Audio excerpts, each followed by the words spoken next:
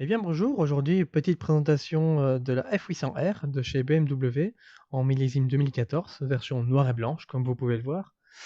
Alors BMW c'est assez particulier niveau de l'optique notamment, hein. C'est c'est très particulier. Alors on aime ou on n'aime pas, ça c'est clair. Pour ma part, au début j'étais assez réfractaire, mais ça passe. Au fur et à mesure que je la vois, ça passe de plus en plus. Donc leur optique, c'est un grand phare d'un côté et de l'autre côté, bah, c'est un petit phare. Donc ça fait un peu, un aspect un petit peu déjanté, chez BMW que je trouve assez sympathique étant donné que BMW, enfin pour moi, c'est une marque qui est très sobre, très classique. C'est du fiable, mais il y a rien d'extravagant, en tout cas sur les modèles qu'on voit couramment. Ici par contre, avec les nouvelles optiques, bah, ça met un peu plus de fun je trouve et de gaieté, sur leur moto, ce qui n'est pas pour me déplaire. Alors, petite particularité pardon, bah, tout simplement que le réservoir, bah, il est pas à l'endroit traditionnel, de la moto, mais il est en dessous de la selle.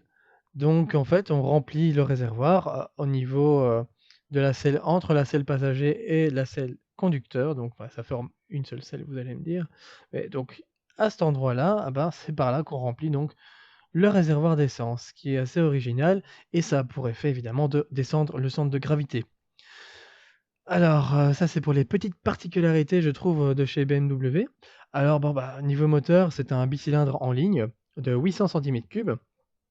Alors je vais pas vous faire, toute l'historique, de la fiche constructeur, c'est pas spécialement utile et puis bon, pour monsieur et madame tout le monde, c'est pas vraiment intéressant.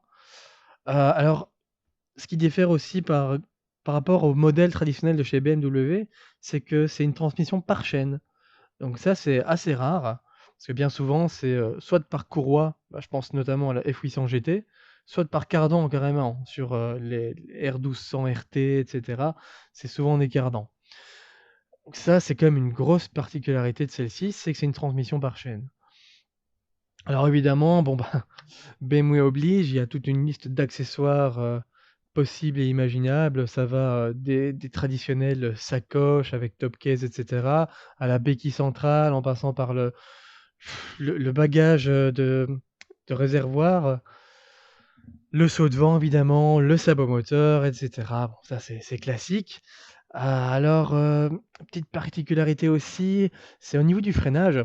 Il y a un système de freinage combiné. Donc, ça combine et l'avant et l'arrière. Donc si on freine un peu trop de l'avant, ah ben, l'ordinateur de bord va calculer ça. Je ne sais pas exactement comment il calcule ça, c'est très technique, mais il va faire en sorte de aussi faire freiner l'arrière pour qu'il y ait une répartition correcte de la masse lors d'un freinage.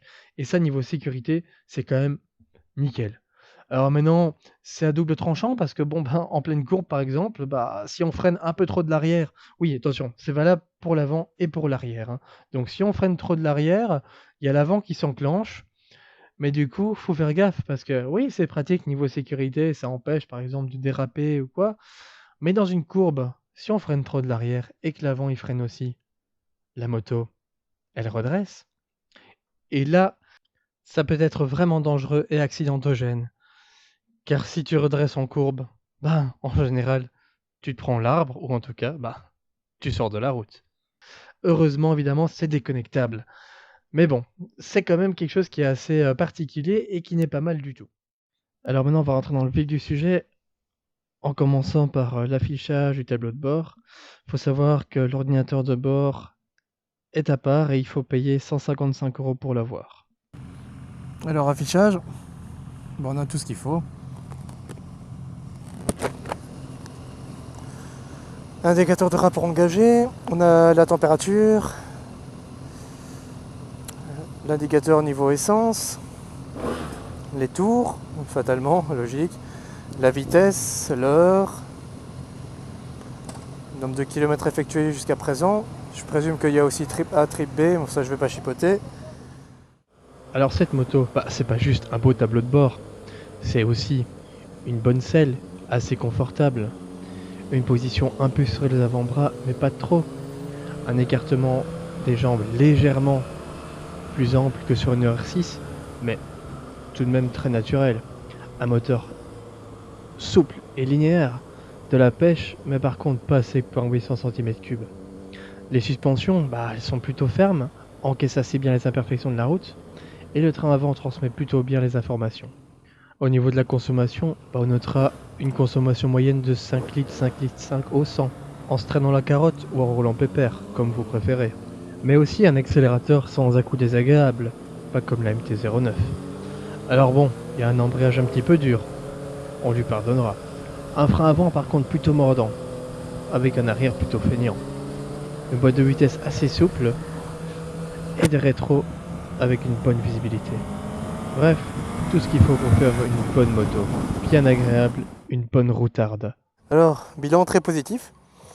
Une moto hyper agréable, super fun, avec un super bon moteur. La position est vraiment décontractée dessus, et en même temps elle incite un peu à l'attaque. Alors certains diront, ah, BM c'est pas pour attaquer, je peux vous dire que si, clairement. Avec ça, je pense qu'il y a moyen de s'amuser, mais abusément. Donc franchement excellent. Donc voilà. Il y a quand même quelques défauts, enfin on va quand même souligner le fait que il y a des vibrations de la cale-pied aux environs des 5000, 6000 tours. Fatalement c'est un street, donc on a le vent tout le temps en pleine face, ce qui est normal en même temps, c'est un street.